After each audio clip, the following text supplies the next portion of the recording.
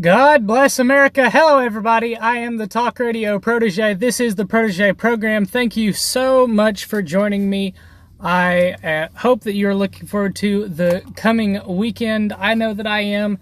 My weekend, I've got something planned so big that I might actually not get to upload tomorrow. So I hope that I'm going to. I'm planning on doing just that, but it might not happen, just as a warning. Today I want to talk about Roseanne losing it on Twitter. And I want to start by asking, how did we get to this point? How did we get to the point that Roseanne Bar is representative of all of Trump voters? And the reason that I say that that is the case is because what did CNN do right after, or was it CNN or MSNBC? They're the same. What did the mainstream media do immediately after Roseanne tweeted the thing that she did? They had a town hall where they had the most ironic cast of characters on to talk about racism in America. They had Joy Reid on. Okay, just in case you don't know what she did, she posted a bunch of homophobic posts to a blog that she runs and apparently has amnesia about the ordeal. They had Al Sharpton, the second-in-command race baiter in the nation, and they had Valerie Jarrett, the subject of the tweet by Roseanne Barr, on. So I thought that was just a funny cast of characters to start off with. Right after she tweeted Roseanne, it was demanded that Roseanne be fired from her show, that her show get canceled, that she apologize, all of which happened, by the way. So I wanted to ask how we got to this point, how we got to the point that Roseanne is considered to be representative of all of the Trump voting bloc. First of all, Roseanne is a political kook, okay? If you've watched the Ben Shapiro show where he talked about the Roseanne tweet, you've learned some of the history. Patriot Post also did a column where they talked about Roseanne's political history. And I'll just give you the brief highlights. She's a subscriber to a few wacko conspiracy theories. She's flip-flopped on Israel. At one point, she called Israel a Nazi state. She ran for president in 2012 on a socialist platform, and the Patriot Post called her an economic populist. And populism is something that gets thrown around so much that I don't understand what it means. So I thought I would do a public service and look up what populism is and share that with you. And I don't want to spend too much time on it, so I'm just going to give you the highlights from the opening paragraph of the Wikipedia page on populism. And I'm paraphrasing here, but populism is the idea that you're on the side of the people in the people's struggle against the elites. And this is criticized by, or critics say that that populism simply disrupts the social order for not a lot of actual societal gain. So this is something that apparently Roseanne is. She may or may not be, whatever the case may be. She's not a conservative figure. She's not a Republican figure. But she's a fan of Trump, not for conservative reasons. Roseanne, the reboot, the 10th season of her television series, is pitched as giving voice to Trump supporters. This is one of the reasons it was so popular, was because it did it did present Trump supporters as not insane people and as not evil people. It presented them as balanced people that have legitimate grievances against the Democrat policies and have legitimate arguments to make concerning the Trump agenda. Okay, that's nice and all, but from what I've heard and read about the show in my little limited studies is that the show is extremely socially progressive. One of the characters is a gender fluid child who is less than 12 years old, who shouldn't even know what sex is, yet this child is gender fluid. Okay, and it's encouraged throughout the show, if my understanding is correct. The pro-Trump characters only support Trump for economic reasons. This is partially representative of the voting base of President Trump, but Trump's base is not socially progressive. The most socially liberal that Trump's base gets is that they're libertarian. Liberal in the sense that I'm willing to let you be what you want to be, as long as you don't make me pretend that what you are is fantastic. As long as you don't make me pretend that what you are should be widespread and normal. I'm willing to say that you're a human, and I'm willing to say that your experience is fine, as long as you don't make me participate in your delusion. That's the position of a lot of the Trump base, I think. It's certainly not the position that the Roseanne 10th season takes. And yet, because of this, the media assigns the Roseanne Bar and the show in general and Bar in particular, they assign Roseanne Trump status because of the way that the show is run, because of Roseanne's character in the show. So because that association has been made, it's been thrust upon Roseanne by the media.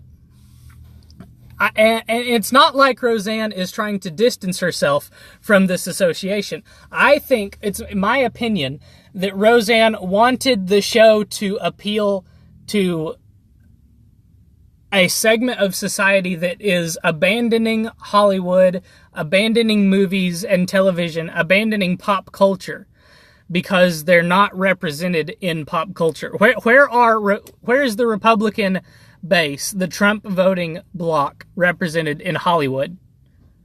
They're not. A big portion of the Trump base is represented nowhere whatsoever in Hollywood. One portion is represented in the faith-based movies, but the other portion, the portion that doesn't think of itself as faith-based, that's the libertarian, the socially libertarian portion. They're not represented anywhere in Hollywood. The fiscally conservative, socially libertarian Trump voter is not represented in Hollywood, is not represented in television, is not represented in pop culture anywhere, except for in country music. And I would assume that a lot of those voters don't think of country music the way that the much more conservative base of Trump's voters thinks of country music. And yet, because the association has been made by the media and by Democrats, now that Roseanne has done something racist, and that is tweeted what she did, all of Trump's base is now represented by Roseanne and her tweet. All of Trump's base is racist. All of Trump's base is Islamophobic.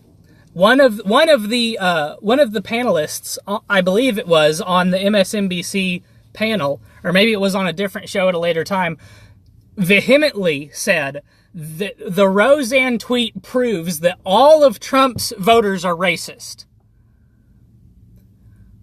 But Roseanne Barr is not in the Trump orbit.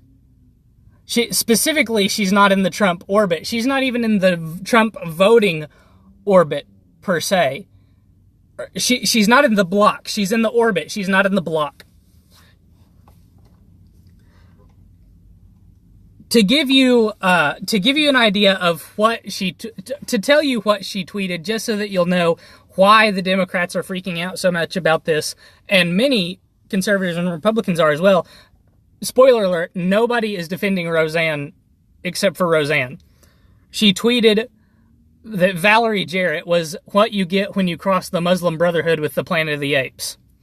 Now, obviously, ape reference, comparing black people to apes, saying that black people are apes, is very historically racially charged. I'm not sure if it's historically and racially charged or historically racially charged. But anyway, historically speaking, black people were called apes the same way that they were called the N-word. Okay? So, another thing, this is an insult that's almost, comparing people to apes is an insult that's almost exclusively a left-wing phenomena, a Democrat progressive phenomena. And I'll give you some examples of that in a few moments. But because of the show and by extension Roseanne's association with Trump, the tweet is considered representative of Trump and all of his supporters. Like I said, a commentator on MSNBC, CNN, they're all the same. One of those panels said, "This tweet proves all Trump voters are racist."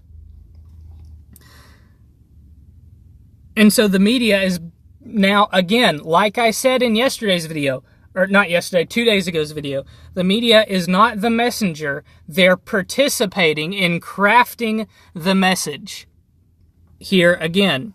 Because Roseanne is not a conservative. She's not a right-winger. She's barely a Trump voter. She's a Trump fan. And she's only a Trump fan because of his economic policies, because she thinks his economic policies are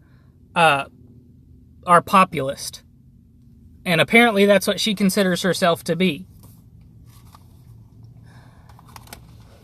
Now, I mentioned that calling people apes is a left-wing phenomenon. How do I know that? 2 different left-wing comedians, 3 now, if you say that Roseanne is left-wing based on her political history, 2 devoutly left-wing comedians have called Trump an orangutan, Bill Maher and Wanda Sykes. And who are the people historically that were calling black people apes? I'll give you a hint. They're the founders of the Ku Klux Klan. I'll give you another hint. They're not the Republicans. Historically, as did I mention this? Or I tried to rehearse this a little bit yesterday, and that's when I realized I wasn't going to have time to cover it. But the Democrats were the racist ones. It was the Democrats, whatever you think about the Civil War greatly expanded the power of the federal government, which is something that I wish had not happened, but the South and the Democrats were fighting for the right, if you will, the desire to keep slaves, to keep another group of people enslaved to them.